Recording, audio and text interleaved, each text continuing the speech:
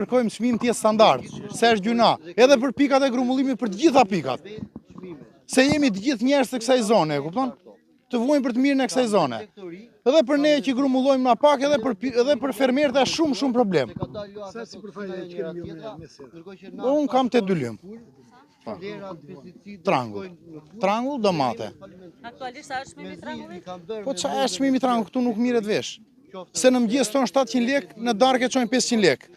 Ditën tjetër e ke 1000 lekë. Pa rregull fare, nuk mirret vesh. Pra një çmim i luhatshëm nga dita ndër. Nuk mirret vesh, se kush i bën këto lojra dhe ne nuk e kuptojmë. Se ne jemi hallexhinj.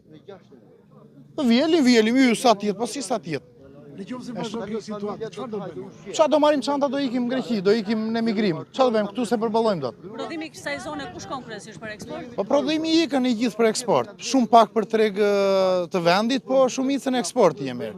Jemi shumë problem, jemi në hall shumë të madh. Çmimi që shisni juve, i nxjerrin shpenzimet? Çfarë shpenzime ne marrim borxhe vëlla që i mbjellim.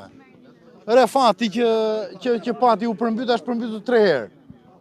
Të marrit shesin dhe prodhimin me këto çmime? Ky mirë që ka 5 shokë ndihmojmë ne.